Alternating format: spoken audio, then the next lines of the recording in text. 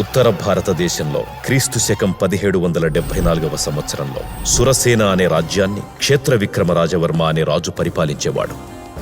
అతనికి 2 కుమారులు. పెద్ద కుమారుడు క్షేత్రసింహరాజవర్మ మందబుద్ధి కలవాడు. రెండవ కుమారుడు బుద్ధిశాలి. చిన్న కొడుకు విషయంలో సంతృప్తిగా ఉన్న పెద్ద కొడుకు విషయంలో ఏదో తెలియని అసంతృప్తి. బయట ప్రపంచానికి తన పెద్ద కొడుకు గురించి తెలియకూడదని కోట నుండి బయటకు పంపించేవారు కాదు. కోటలో ఉన్న పిల్లలు కూడా తనతో ఆడుకోవడానికి నిరాకరించడంతో అందరికీ దూరమయ్యాడు క్షేత్రసింహరాజవర్మ. చివరికి తన సొంత మేనమామ కూడా తనని చిన్న చూపు చూసేవాడు.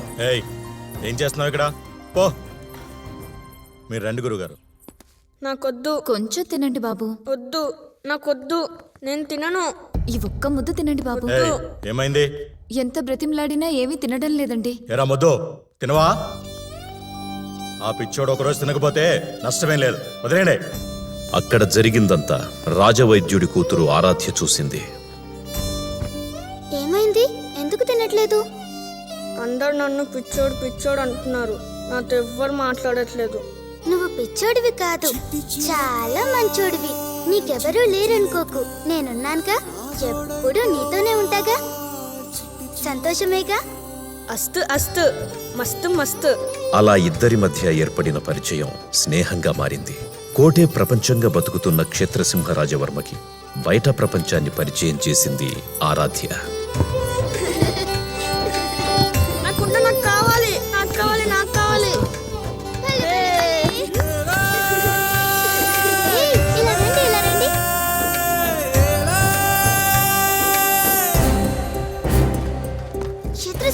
రా, పద వెళ్ళిపోదాం.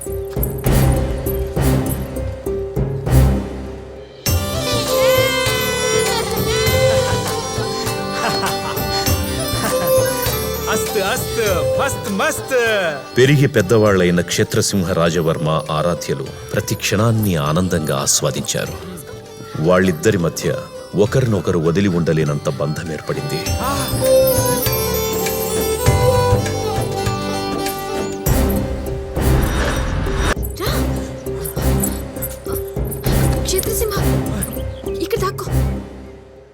అమ్మో, అక్కడ చీకటిగా ఉంది, నేను వెళ్ళను, నాకు భయం. చిట్టి చిలక చిట్టి చిలక. ఏంటిది? మా అమ్మిచ్చింది. దీంట్లో ఒక దేవత ఉంది. ఇది ఆ దేవత చెయ్యి. ఇది నీ దగ్గర పెట్టుకో, నీకు ధైర్యాన్ని ఇస్తుంది. సరే, దాక్కో. వెళ్తాను.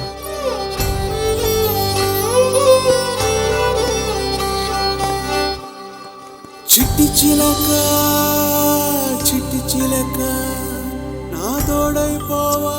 ఏమిటది? ఆరాధ్య ఇచ్చింది మామయ్య. రాజకుటుంబీకుడు అయింది ఇలాంటివి మెడలో వేసుకోవడానికి సిగ్గులేదు? తీసేది. నేను తీయను. తీయమన్నానా? నేను తీయనని చెప్పానా? ఆయన చెప్పింది కూడా నిజమే కదా.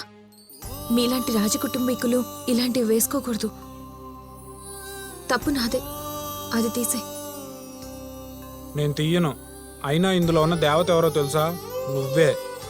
నువ్వంటే నాకు ప్రాణం. ఎవరు చెప్పినా దీన్ని తీయను.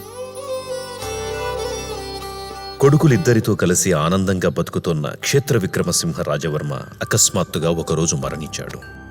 రాజనియమం ప్రకారం రాజు పోతే అతని పెద్ద కొడుకు సింహాసనాన్ని అధిష్ఠించాలి. కానీ అతను మందబుద్ధి కలవాడని వాడి తమ్ముణ్ణి రాజుని చేద్దాం. అది కాదు మావయ్య, అన్నయ్య ఉండగా నన్ను. చూడు, నువ్వు నీకోసమో నా కోసమో రాజు అవ్వడం కాదు, ఈ రాజ్య సంరక్షణ కోసం రాజు అవ్వాలి. పెద్ద కొడుకుండగా రెండో వాడిని రాజుని ఎలా చేస్తాం? వాణ్ణి లేకుండా చేస్తే రాజగురువులు లెస్స పలికితిరి. తను ప్రాణంగా ప్రేమిస్తున్న అమాయకుడైన క్షేత్రసింహరాజవర్మని చంపడానికి ప్రయత్నిస్తున్నారని తెలిసి తననెలాగైనా కాపాడాలని నిశ్చయించుకుంది ఆరాధ్య.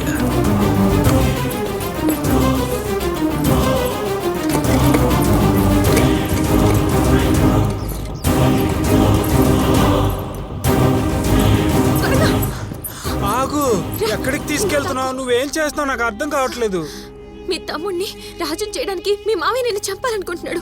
మా తమ్ముడు రాజైతే నాకే కదా సంతోషం. నన్నెందుకు చంపాలనుకుంటున్నారు? నేను అడిగొస్తా. వెళ్ళను. క్షేత్రసింహ, ఏం జరిగినా నేను వచ్చేంత వరకు నువ్వు ఇందులోంచి మాత్రం బయటకు రావద్దు. వస్తే నా మీద ఒట్టే. వెళ్ళి దాక్కో. బాబు పక్కూరికి వెళ్ళాలి, వస్తావా? మేము వచ్చాం కదా, ఇంక వాడెందుకో. మీకు దండం పెడతాను, తనని తీసుకుని మీకు కనిపించినంత దూరం వెళ్ళిపోతాను. దయచేసి వదిలేయండి. ఇదంతా కాదు గాని వాడు ఎక్కడున్నాడో చెప్పు. నేను చెప్పను. ఇంటికి బయటకి రాకుండా బంధించారు. కొంతకాలానికి రాజులు పోయారు, రాజ్యాలు పోయాయి. కానీ ఆ రెండు ఆత్మలు మాత్రం ఎప్పటికైనా కలవాలని ఎదురు చూస్తున్నాయి. తను వస్తానని చెప్పిన ఒక్క మాట కోసం ఇన్ని సంవత్సరాలుగా అక్కడే ఎదురు చూస్తున్నాడు. It's really true love. ఇప్పుడు చూడు, ఈరోజు లవ్ అంటున్నారు, రేపు బ్రేకప్ అంటున్నారు. Trash love. ఈ జనరేషన్లో లవ్కి వాల్యూ లేకుండా పోయింది. ప్రతి దానికి కొన్ని లిమిట్స్ ఉంటాయి, వాటిని నువ్వు క్రాస్ చేస్తున్నావు. వివేక్, నా లైఫ్ని నేను డిజైన్ చేసుకోగలను, నువ్వు డిసైడ్ చేయాలని అనుకోకు. దివ్య, నేను చెప్పేది ఒకసారి విను. నీకు నాకు సెట్ అవ్వదు. It's over Vivek.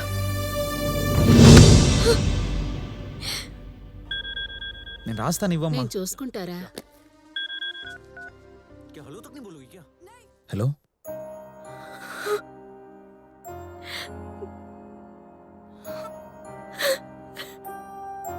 హలో దివ్య.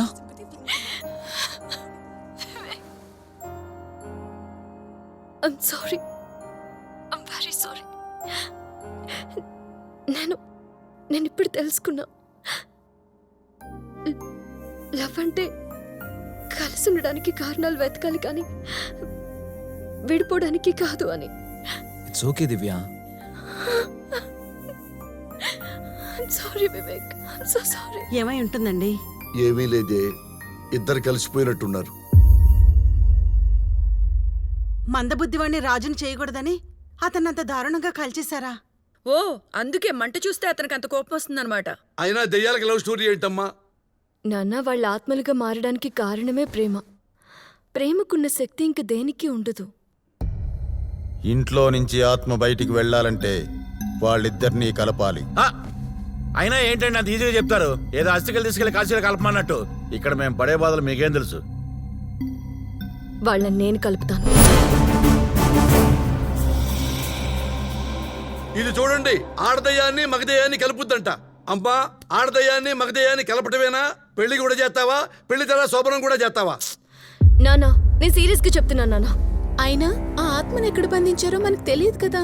అదే కదా, కరెక్ట్గా తెలియదు కానీ ఆ అమ్మాయిని సజీవ సమాధి చేసిన స్థలం ఇక్కడ నుండి 5 కిలోమీటర్ల దూరంలో ఉందని మాత్రం తెలుసు.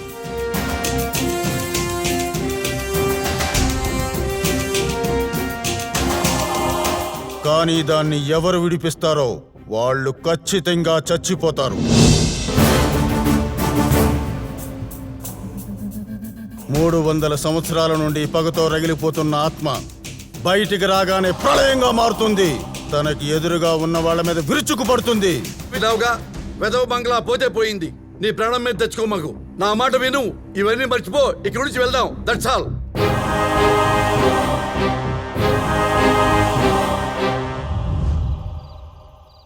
ఏమండి, ఏమండి, ఏంటి? దివ్య కనిపించట్లేదండి. కనపడటం లేదా?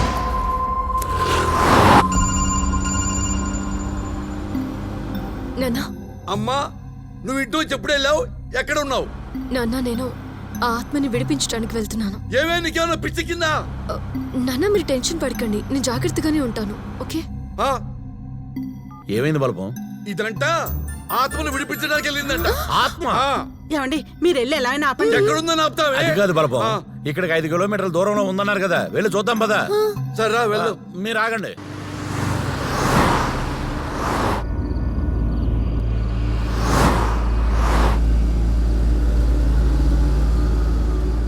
ఆగండి, ఆగండి, ఆగండి. ఇటువైపు ఎక్కడికి వెళ్తున్నారు? ఒక పని మీద వచ్చాం. ఇటువైపు వెళ్ళడం చాలా ప్రమాదం. వచ్చిన దారినే వెళ్ళిపోండి. దివ్య, ఇప్పుడు అక్కడికి వెళ్ళాలా? వెళ్ళాలా ఏంటి? ఖచ్చితంగా వెళ్ళాలి.